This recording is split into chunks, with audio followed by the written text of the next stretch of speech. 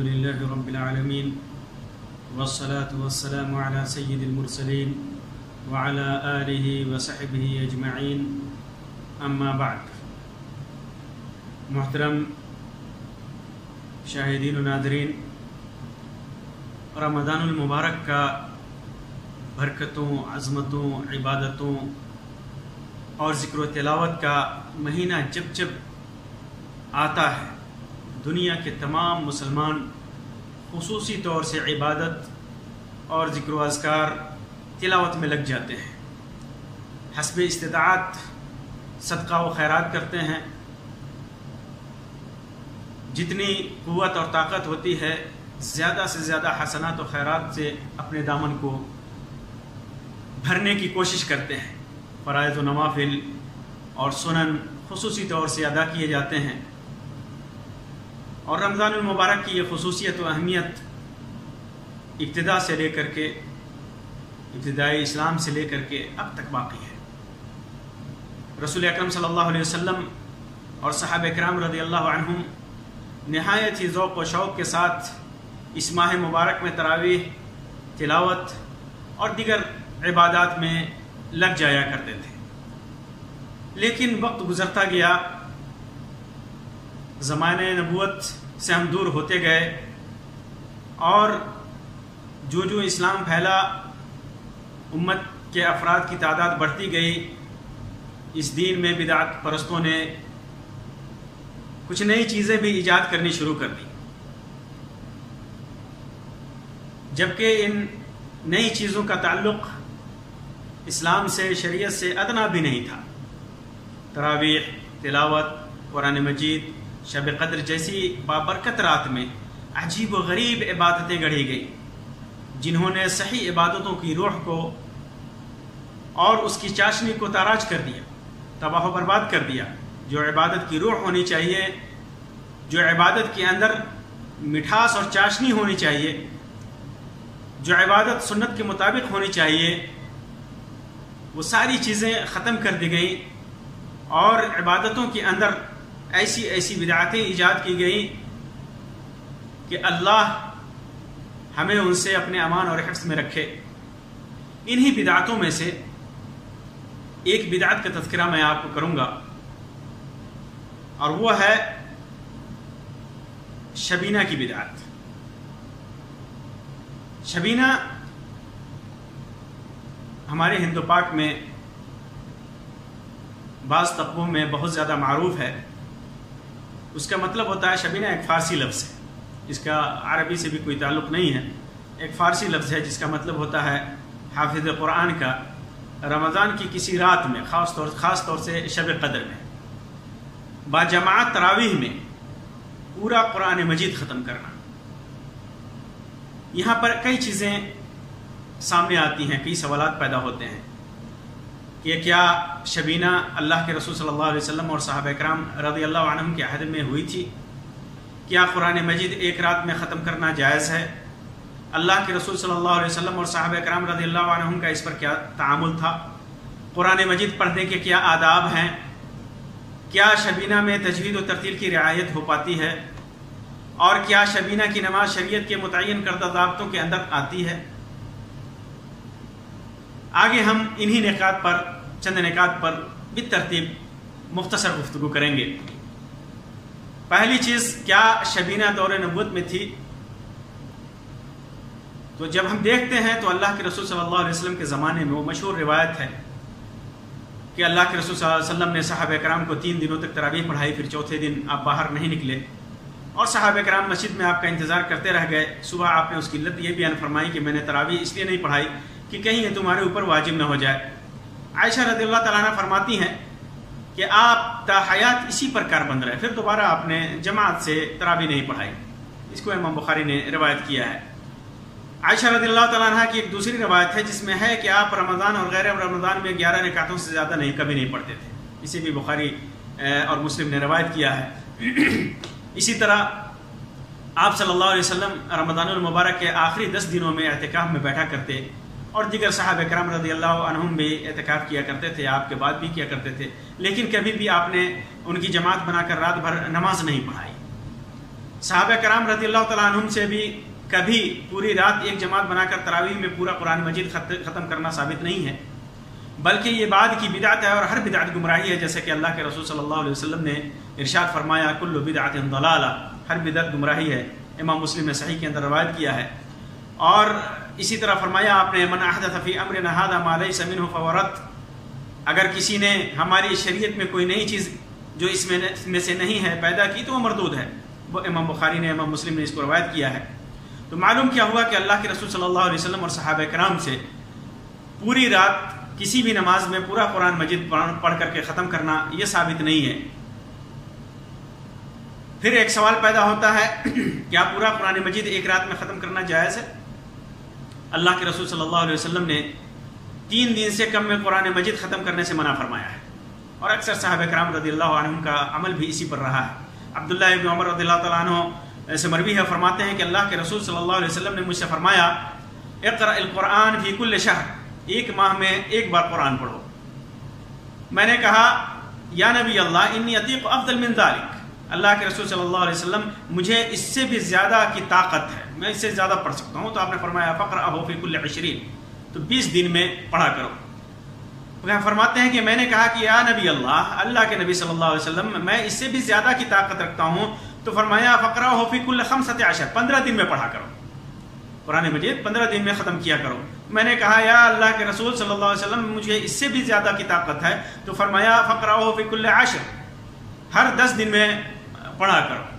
تو میں نے کہا اللہ کے رسول صلی اللہ علیہ وسلم اس سے بھی زیادہ کی طاقت ہے میرے اندر، تو فرمایا فقرأہ فی کل 7، ہر 7 دن میں ختم کیا کرو، ولا تزد علی ذلک، اس سے کم میں نہیں، اس سے زیادہ مت کرنا، اس سے کم دنوں میں ختم مت کرنا ہے۔ امام بخاری نے، امام مسلم نے اس کو روایت کیا ہے۔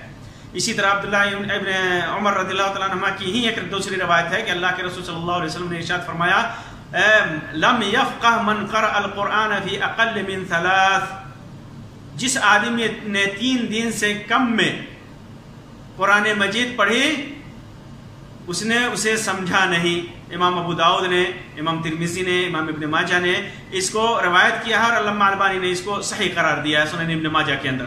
اور امام عبد الرزاق نے اسے بئی الفاظ نقل کیا ہے من قرأ فیما دون 3 لم یفہمہ، جس نے 3 دن سے کم میں قرآن ختم کیا اس نے کچھ سمجھا ہی نہیں۔ اپنی مصنف کے اندر امام عبد الرزاق نے اس کو ذکر کیا ہے۔ اسی طرح ابو عبید نے طیب بن سلمان کے طریق سے عمرہ سے روایت کیا ہے، جو عائشہ رضی اللہ تعالیٰ عنہ سے روایت کرتی ہیں کہ نبی کریم صلی اللہ علیہ وسلم 3 دن سے کم میں قرآن ختم نہیں کیا کرتے تھے۔ اسے امام فتح الباری میں کے اندر حافظ ابن حجر نے ذکر کیا ہے۔ اسی طرح عبداللہ ابن مسعود رضی اللہ تعالیٰ عنہ فرماتے ہیں قرآن مجید 3 دن سے کم میں مت پڑھا کرو، بلکہ اسے 7 دنوں میں پڑھا کرو۔ امام بہقی اور امام عبد الرزاق نے اس کو روایت کیا ہے، اور حسمی فرماتے ہیں کہ اسے طبرانی نے روایت کیا اور اس کے رجال صحیح کے رجال ہیں۔ حافظ ابن حجر نے بھی فتح الباری کے اندر اس سے صحیح قرار دیا ہے۔ اسی طرح طبرانی کی ایک روایت میں ہے کہ عبداللہ ابن مسعود رضی اللہ تعالیٰ عنہ 3 دن میں قرآن مجید ختم کیا کرتے تھے۔ حاتمی کہتے ہیں کہ اسے طبرانی نے کبیر میں 2 سندوں سے روایت کیا ہے، اور اس میں سے ایک کے رجال صحیح کے رجال ہے۔ اسی طرح بیہقی کی ایک روایت میں کہ عبداللہ ابن مسعود رضی اللہ تعالیٰ عنہ رمضان میں 3 دن میں، غیر رمضان میں جمعہ سے جمعہ تک میں ختم کیا کرتے تھے۔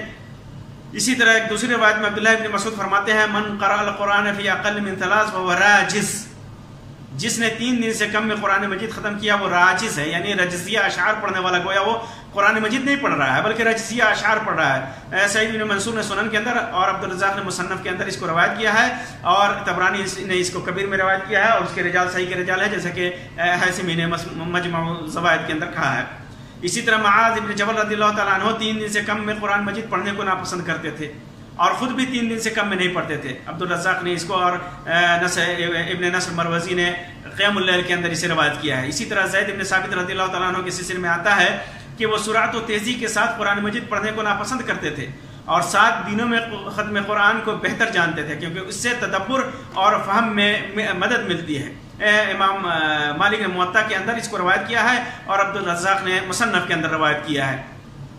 اسی طرح تمیم داری رضی اللہ تعالیٰ عنہ کے سلسلے میں امام نووی نے لکھا ہے کہ وہ 1 دن اور 1 رات میں قرآن مجید ختم کیا کرتے تھے۔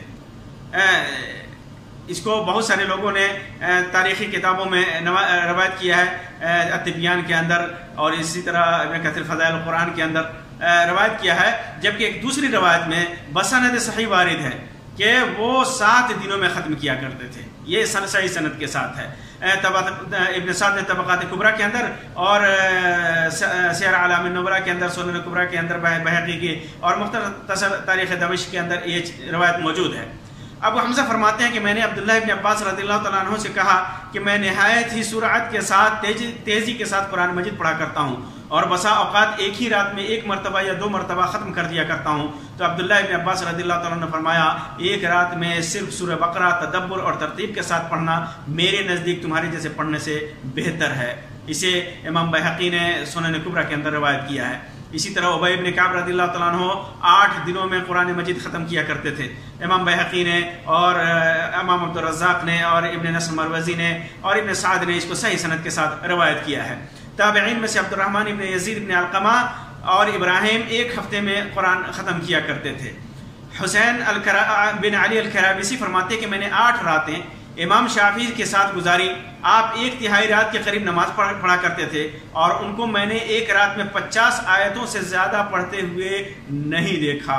اسی امام ابن حجر نے طوال تاسیس کے اندر اور مناقب شافعی کے اندر بہقی نے ذکر کیا ہے.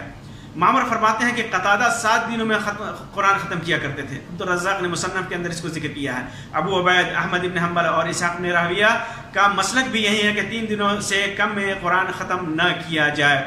یہ صحابہ کرام اور تابعین کی مرتبہ تعداد 3 دنوں سے علی الاقل 3 دنوں سے کم میں قرآن مجید ختم کرنے کو ناپسند کرتے تھے اور خود ان کا تعامل 7 دنوں میں قرآن مجید ختم کرنے کا تھا. بعض روایتوں میں البتہ بعض ائمہ اعظام اور صحابہ کرام رضی اللہ عنہم سے جیسے سعید بن جبیر، عثمان بن عفان رضی اللہ عنہما سے کئی طرح سے ثابت ہے کہ یہ لوگ 1 رات یا 1 دن میں قرآن مجید ختم کیا کرتے تھے. جیسا کہ امام بہقی نے سنن کبریٰ کے اندر، مصنف کے اندر عبدالرزاق نے، سنن ترمذی کے اندر امام ترمذی نے اور کتاب الزہد کے اندر امام احمد بن حنبل نے اور سنن دارمی کے اندر اور ابن ابی دنیا نے تہجد کے اندر اور مختصر تاریخ دمشق میں بھی یہ روایت موجود ہے. تو ان میں سے یہ روایتیں موجود ہیں، لیکن ان روایتوں کے طرق میں سے اکثر کی سندیں مخدوش ہیں، ضعیف ہیں، لیکن بعض صحت کے درجے کو پہنچتی ہیں. لیکن ان حضرات کے عمل سے استدلال 3 وجوہ سے ناقابل اعتبار ہے. اگر یہ لوگ عمل کیا کرتے تھے، ایسا پڑھا کرتے تھے، 3 دن سے کم میں ختم کیا کرتے تھے، تو 3 وجوہ سے ناقابل اعتبار ہے، اس پر عمل نہیں کیا جا سکتا. پہلی چیز، ان کے عمل کی اقتدا سے صریح مرفوع اور صحیح احادیث کی مخالفت ہوتی ہے، کیونکہ اللہ کے رسول صلی اللہ علیہ وسلم نے 7 دن سے کم میں قرآن مجید اور اقل 3 دن سے کم میں قرآن مجید ختم کرنے کو منع فرمایا ہے. دوسری چیز، نص صریح کی موجودگی کے بنا پر کسی بھی شخص کا کوئی بھی ذاتی عمل دین میں حجت نہیں ہے کہ فلاں صحابی نے کیا اور فلاں تابعی نے کیا، فلاں ولی اللہ نے کیا، فلاں محدث نے کیا اور فلاں فقیہ نے کیا. یہ جب نص صریح موجود ہو تو ان کے اعمال کا، ان کے کام کا کوئی اعتبار نہیں ہے. کیوں؟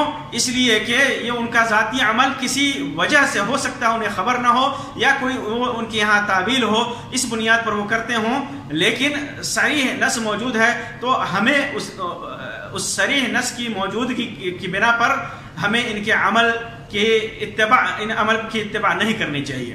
اسی طرح تیسری چیز، جمہور صحابہ کرام رضی اللہ عنہم سے قرآن مجید کو 3 دن میں سے کم میں پڑھنا ثابت نہیں. اس لیے مذکورہ دونوں صحابہ کرام رضی اللہ عنہما کے انفرادی عمل شاذ ہے جو قابل اعتبار و حجت نہیں ہے. مان لیتے ہیں اگر بالفرض کوئی آدمی ان صحابہ کرام رضی اللہ تعالیٰ عنہم کے عمل کو دلیل بنا بھی لیتا ہے، پھر بھی اس سے اجتماعی طور پر ایک شب میں تراویح میں پورے قرآن مجید کو ختم کرنا یہ محل نظر ہے، جس کا ثبوت نہ خود ان صحابہ کرام سے اور نہ ہی سنت نبوی سے. اور بقول امام غزالی فرماتے ہیں کہ ایک رات میں قرآن مجید ختم کرنے والے لوگ یہ سمجھتے ہیں کہ اس کا نزول صرف اس لیے ہوا ہے کہ اسے صرف اچھی آواز میں پڑھا جائے، اس کی اوامر نواہی اور مواعظ سے انہیں کوئی واسطہ نہیں کہ اس میں کیا ہے، کیا اللہ تعالیٰ نے حکم دیا ہے، کن چیزوں سے منع کیا ہے اور اس کے اندر کون سی نصیحتیں ہیں، اس سے انہیں کوئی مطلب نہیں ہے. قرآن مجید، یہاں پر موقع کی مناسبت سے اس بات کو بتا دینا ضروری ہے کہ قرآن مجید پڑھنے اور سننے کے چند آداب ہیں. چند آداب ہیں جن میں سے ایک ہے کہ قرآن مجید کی تلاوت سے پہلے اپنی نیت خالص کرنی چاہیے اور تلاوت سے اجر و ثواب کے حصول کا مقصد ہونا چاہیے. اکثر لیکن شبینہ میں یہ چیز اس کا فقدان ہوتا ہے. لوگ جو ہے ریاکاری کے لیے, دکھاوے کے لیے, اور کوئی متحمس بھی ہے تو بھی وہ اس چیز میں پھنس جاتا ہے کہ اس کی نیت کے اندر سوائے قرآن کا ایک رات میں سماع کے باقی دیگر ثواب کی نیت اس کی خالص نہیں ہوتی کہ بس اس کو سن لینا ہے اور لوگوں میں بیان کرنا ہے کہ میں نے ایک رات میں قرآن مجید کو سنا ہے. اور ایسی مساجد میں جہاں شبینہ کا اہتمام ہوتا ہے, آپ دیکھ لیجیے کہ کتنے لائٹنگ کا انتظام ہوتا ہے, خورد و نوش کا خصوصی انتظام ہوتا ہے, اور بہت ساری چیزیں ہیں جو یہ کرنے والے جن علاقوں میں یہ ہوتا ہے آپ نے ملاحظہ کیا ہوگا. اسی طرح دوسری چیز ہے قرآن مجید میں ترتیل کی رعایت ہونی چاہیے. اللہ تعالیٰ فرماتا ہے وَرَتِّلِ الْقُرْآنَ تَرْتِيلًا, نہایت ہی سکون, خشوع اور خضوع اور ترتیب کے ساتھ پڑھنا چاہیے قرآن مجید کو. اسی وجہ سے اللہ تبارک و تعالیٰ نے رسول اکرم صلی اللہ علیہ وسلم کو سرعت اور تیزی سے قرآن مجید کو پڑھنے سے منع فرمایا اور فرمایا لا تحرک بہ لسانک لتعجل بہ. اے نبی, آپ قرآن مجید کو جلدی یاد کرنے کے لیے اپنی زبان کو حرکت میں نہ دے, جلدی. اللہ کے رسول صلی اللہ علیہ وسلم یاد کرنے کی غرض سے جلدی اس کو پڑھا کرتے تھے. تو اللہ تبارک و تعالیٰ نے فرمایا کہ اسے جلدی مت کریں. اسی طرح دوسری جگہ فرماتا ہے وَلَا تَعْجَلْ بِالْقُرْآنِ مِنْ قَبْلِ أَنْ يُقْضَىٰ إِلَيْكَ وَحْيُهُ, یعنی قرآن مجید پڑھنے میں جلدی نہ کیجیے اس سے پہلے کہ آپ کی طرف جو وحی کی جاتی ہے وہ پوری کر لی جائے. تو جلدی پڑھنے سے اللہ تعالیٰ نے منع فرمایا. اور شبینہ میں کیا ہوتا ہے آپ اندازہ کر سکتے ہیں. جب ایک رات میں پڑھنا ہے, وہ بھی 20 رکعت کے اندر ہی پڑھنا ہے, تو پھر اس کی کتنی رعایت ہوگی آپ بخوبی سمجھ سکتے ہیں. اسی طرح قرآن مجید کے آداب میں سے یہ ہے کہ قاری و سامع دونوں کو اپنے ذہن و فکر کو قرآن مجید کی آیات کو سمجھنے میں لگا دینا چاہیے, غور و فکر میں لگا دینا چاہیے. چوتھی چیز, جب رحمت کی آیت گزرے تو اس کا سوال کرے, رحمت کا سوال کرے اللہ تبارک و تعالیٰ سے. عذاب کی آیت گزرے تو اسے پناہ مانگے, تسبیح کی آیت گزرے تو تسبیح بیان کرے, سجدے کی آیت گزرے تو سجدہ کرے. لیکن شبینہ میں سامع کو پتہ ہی نہیں چلتا کہ کب اس نوعیت کی آیتیں گزرتی ہیں. صرف یعلمون, تعلمون, تفہمون, تاخرون, یہی سب سمجھ میں آتا ہے. اسی طرح پانچواں ادب, ہر حرف کو کما حقہ ادا کرنا چاہیے, کیونکہ قرآن مجید کے تمام الفاظ پر 10 نیکیاں ملتی ہیں, جیسا کہ سنن ترمذی کے اندر صحیح روایت میں اس کا ذکر ہے. اسی طرح قرآن مجید, چھٹی چیز, قرآن مجید کے وقت کی تلاوت کے وقت تجوید و قواعد کا لحاظ بہت ہی ضروری ہے. اس لیے کہ تجوید اور مخارج کے قواعد کا لحاظ نہیں ہوگا تو الفاظ کے معانی بدل سکتے ہیں. جب تک تخریج اور اس کے قواعد کا لحاظ نہ ہو تو الفاظ قرآن مجید کے آیات کے معانی بدل سکتے ہیں, اور یہ چیز سبب گناہ بن سکتا ہے. اٹھو مت بیٹھو یا بیٹھو اٹھو مت بیٹھو, تھوڑی سی ادائیگی میں فرق ہوا, معنی کہاں سے اس بات نفی میں اور نفی اس بات میں بدل جاتی ہے. تو قرآن مجید کے اندر بھی یہ چیزیں بہت زیادہ ہے. اسی وجہ سے آپ دیکھیں گے کہ علماء نے اور ہمارے سلف نے قرآن مجید کے اندر ہمارے لیے کتنی آسانی پیدا کر دی ہے کہ جہاں ٹھہرنا ہے, جہاں ضروری ہے, جہاں جائز ہے, کہاں ملانا ہے, سب کا کہ نقاط اس کے اندر لگا دیے ہیں, سب علامتیں لگا دی گئی ہیں کہ کہاں کیا کرنا ہے. اگر اس کی رعایت نہیں کریں گے تو معانی کہاں سے کہاں بدل جائیں گے اور یہ چیز گناہ کا سبب بنے گا. اسی طرح قرآن مجید کو آواز سے مزین کرنا چاہیے. اپنی آواز کو قرآن مجید تلاوت کرتے وقت آواز کو خوبصورت بنانا چاہیے. اللہ کے رسول صلی اللہ علیہ وسلم نے فرمایا زین القرآن باصواتکم, قرآن مجید کو اپنی بہترین آواز کے ساتھ مزین کرو. امام ابو داؤد نے اس کو سنن کے اندر, اور ابن ماجہ نے سنن کے اندر, امام نسائی نے سنن کے اندر روایت کیا ہے, اور امام البانی نے اس کو صحیح قرار دیا ہے.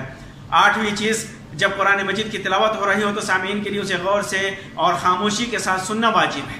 غور اور خاموشی کے ساتھ سننا واجب ہے, جیسے کہ اللہ تبارک و تعالیٰ ارشاد فرماتا ہے وَإِذَا قُرِئَ الْقُرْآنُ فَاسْتَمِعُوا لَهُ وَأَنصِتُوا لَعَلَّكُمْ تُرْحَمُونَ, یعنی جب قرآن کریم کی تلاوت کی جائے تو اسے غور سے خاموشی کے ساتھ سنو, امید کہ تم پر رحمت ہو. اسی طرح نواں ادب قرآن مجید کا یہ ہے کہ قرآن مجید میں ہر ممکن لحن سے بچنا چاہیے. قرآن مجید میں مکروہ لحن وہ ہے جس کی بنیاد پر مد کو قصر کو مد, ساکن کو متحرک اور متحرک کو ساکن کر دیا جاتا ہے, اور یہ سب تربیہ نغموں کی موافقت کے لیے کیا جاتا ہے. یہ چیز نہایت ہی خطرناک ہے کہ قرآن مجید کو لحن کے ایسا پڑھا جاتا ہے کہ انسان مکروہ لحن کا شکار ہو جاتا ہے. شبینہ میں آپ دیکھ لیجیے, جب قاری نہایت ہی تیزی کے ساتھ پڑھے گا تو نہ قصر کا لحاظ ہوگا نہ مد کا لحاظ ہوگا. تو کس طرح قرآن مجید کے ساتھ بے حرمتی ہوگی. اسی طرح شبینہ میں کہ نمازوں میں عام طور پر اور خاص طور سے شبینہ میں اس بات کی رعایت ہونی چاہیے کہ ہماری نمازوں کے پیچھے بوڑھے، عورتیں، بیمار، ضرورت مند اور دور سے آنے والے سبھی قسم کے لوگ ہوتے ہیں. عبداللہ ابن مسعود رضی اللہ تعالیٰ عنہ سے مروی ہے کہ اللہ کے رسول صلی اللہ علیہ وسلم نے نہایت غصہ میں فرمایا، تم میں سے بعض لوگ نفرت پیدا کرنے والے ہیں، جو بھی تم میں سے نماز پڑھائے تو اسے تخفیف کرنی چاہیے. امام بخاری نے اس کو روایت کیا، امام مسلم نے روایت کیا ہے. معاذ بن جبل رضی اللہ تعالیٰ عنہ نے ایک بار لمبی نماز پڑھا دی تو آپ صلی اللہ علیہ وسلم نے فرمایا، اے معاذ لوگوں میں فتنہ پیدا کرنے والے ہو، افتان انت یا معاذ، کیا تم لوگوں میں فتنہ پیدا کرنا چاہتے ہو؟ جب تم لوگوں کو نماز پڑھایا کرو تو والشمس وضحاها سبح اسم ربک الاعلی واللیل اذا یغشی اقرأ باسم ربک پڑھو.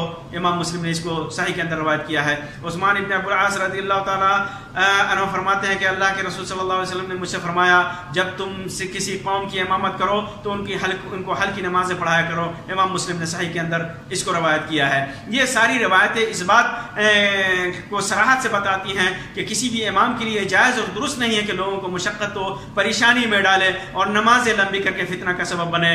تراویح کی نماز جس میں حصول ثواب کی خاطر لوگ جوق در جوق شریک ہوتے ہیں، انہیں شبینہ جیسی نمازوں کے ذریعے مشقت میں ڈال دیا جاتا ہے اور انہیں زیادہ ثواب کا لالچ دے دیا جاتا ہے. تو پھر ایسی صورت میں تراویح جیسی عبادتوں کا اللہ ہی حافظ ہوگا. واضح رہے کہ نفس کو تھکا کر کے اور مشقت و پریشانی میں ڈال کر کسی بھی نفلی عبادت کو ادا کرنے سے اللہ کے رسول صلی اللہ علیہ وسلم نے روکا ہے. اللہ کے رسول صلی اللہ علیہ وسلم نے عبداللہ ابن عمر رضی اللہ تعالیٰ عنہ سے فرمایا، صم وافطر وقم ونم فإن لجسدك عليك حقا وإن لعينك عليك حقا وإن لزوجك عليك حقا وإن لزورك عليك حقا.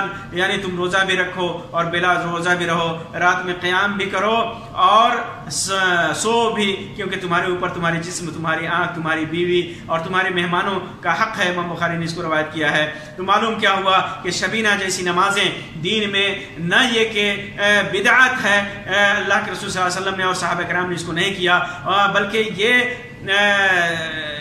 ایک ایسی عبادت ہے جو دین کے تمام قواعد اور اصول کے خلاف ہے. دین کے تمام قواعد اور اصول کے خلاف ہے، قرآن مجید کی تلاوت کے خلاف ہے، نماز کی روح کے خلاف ہے، قرآن مجید کی تلاوت کے آداب کے خلاف ہے، نماز کی روح کے خلاف ہے، اور ایک سماج میں ثواب کے نام پر ایک فتنہ کا سبب ہے. اس وجہ سے ہمیں ایسی نمازوں سے جو شبینہ جیسی نمازیں ہوں پڑھنے سے بچنا چاہیے، اور وہ نمازیں تراویح پڑھنی چاہیے، کم رکعتیں پڑھیں لیکن نہایت خشوع اور خضوع کے ساتھ اور پڑھیں، اور اس کے اندر جو قرآن مجید کی تلاوت کریں تدبر کے ساتھ، فہم کے ساتھ اور آداب کا لحاظ کرتے ہوئے پڑھیں. اللہ تبارک و تعالی ہمیں توفیق دے کہ ہم سنت کی اتباع کریں. اللہ تبارک و تعالی ہمارے اعمال کو قبول فرمائے. اللہ تبارک و تعالی ہمیں برائیوں سے اور بدعات و خرافات سے بچائے. آمین یا رب العالمین. وآخر دعوانا ان الحمد للہ رب العالمین وصلی اللہ علی خیر خلقہ وسلم. والسلام علیکم ورحمۃ اللہ وبرکاتہ.